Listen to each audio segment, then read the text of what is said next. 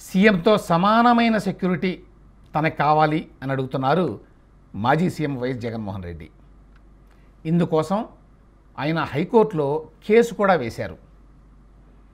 అయితే ఆయనకి సీఎం హోదా లేదు కాబట్టి ఆ స్థాయిలో భద్రత ఇవ్వడం సాధ్యం కాదు అని చెప్పి ఏపీ పోలీసులు హైకోర్టులో ఎఫిడవిట్ వేశారు. తాజాగా జగన్మోహన్ రెడ్డి గారి భద్రత మీద రాష్ట్ర స్థాయి సెక్యూరిటీ రివ్యూ కమిటీ మదింపు చేసిందని, వారి సిఫార్సుల మేరకి ఆయనకి Z+ సెక్యూరిటీ కల్పిస్తున్నామని పోలీసులు చెప్పారు.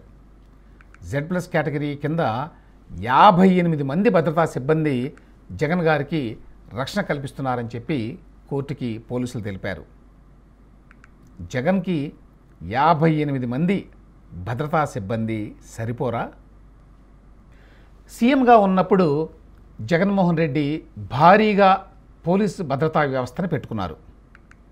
2023వ సంవత్సరంలో స్పెషల్ సెక్యూరిటీ యాక్ట్ పేరుతోటి తన భద్రత కోసం ఆయన ప్రత్యేకంగా మరే ముఖ్యమంత్రికి లేని విధంగా ఒక ప్రత్యేక చట్టాన్ని చేసుకున్నారు.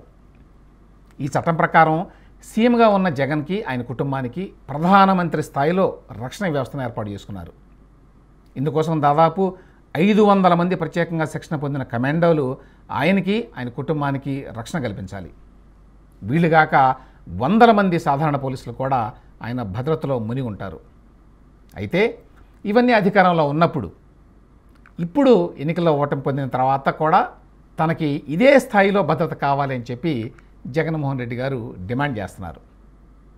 ప్రస్తుతం జగన్ ఒక సాధారణ ఎమ్మెల్యే మాత్రమే, అధికారికంగా ప్రతిపక్ష నేత హోదా కూడా లేదు.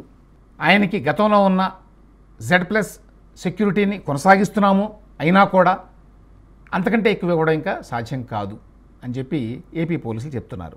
ఆయన భద్రత మీద సెక్యూరిటీ రివ్యూ కమిటీ సమీక్ష తర్వాతే ఇదిగో ఈ నిర్ణయం తీసుకున్నామని కూడా చెప్పారు వాళ్ళు. అసలు జగన్మోహన్ రెడ్డి ఇంత భారీ ఎత్తున తనకి సెక్యూరిటీ కావాలని ఎందుకు కోరుకుంటున్నారో తెలియదు. మాజీ సీఎం కిరణ్ కుమార్ రెడ్డి గారికి కూడా ప్రస్తుతం Y కేటగిరీ సెక్యూరిటీ మాత్రమే ఉంది.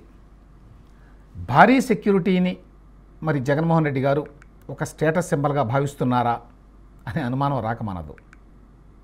చంద్రబాబు నాయుడు గారికి నక్సల్స్ నుంచి ముప్పు ఉన్నందువల్ల ఆయన కేంద్రం NSG కమాండోల ద్వారా సెక్యూరిటీ కల్పించింది.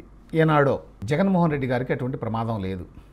అయినా 58 మంది భద్రతా సిబ్బంది చాలరు అంటూ ఆయన కోర్టుకు వెళ్ళడం చూసి అధికారులు కూడా ఆశ్చర్యపోతున్నారు.